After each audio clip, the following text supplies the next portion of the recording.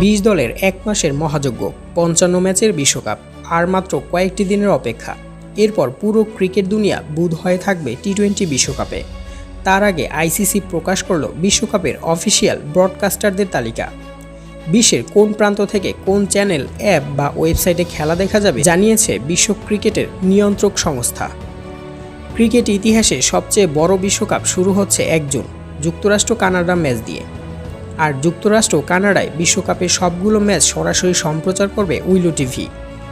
যুক্তরাষ্ট্রে খেলা দেখা যাবে উইলো এক্সট্রা চ্যানেলেও। এছাড়া উইলো টিভিও ক্রিকবাজের ওয়েবসাইট ও অ্যাপের মাধ্যমে বিশ্বকাপের ম্যাচ দেখা যাবে যুক্তরাষ্ট্র ও কানাডায়।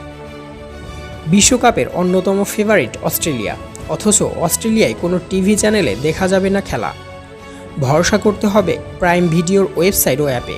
বিশ্বকাপের অন্যতম আয়োজক ওয়েস্ট ইন্ডিজ। ক্যারিবিয়ান অঞ্চলে বিশ্বকাপের ম্যাচ দেখা যাবে ইএসপিএন ক্যারিবিয়ানের 3 চ্যানেল, ওয়েবসাইট ও অ্যাপে। ডিজনি স্টারের সরবরাহকৃত ফিড থেকে উপমহাদেশে বিশ্বকাপ সরাসরি সম্প্রচার করা হবে।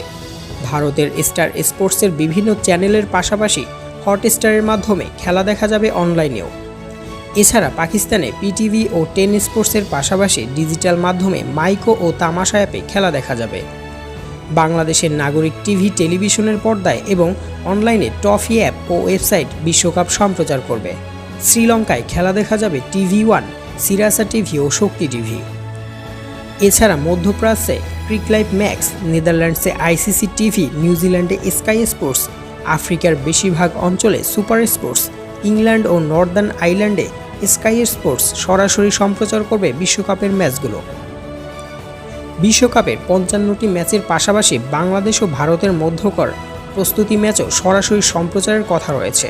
এ বিষয়ে এখনও কোনো আনুষ্ঠানিক ঘোষণা না হলেও ওয়ার্ম আপ খেলার জন্য এই ম্যাচেই শুধু ম্যাচ রেফারি এবং তৃতীয় ও চতুর্থ আম্পায়ার নিয়োগ দিয়েছে আইসিসি।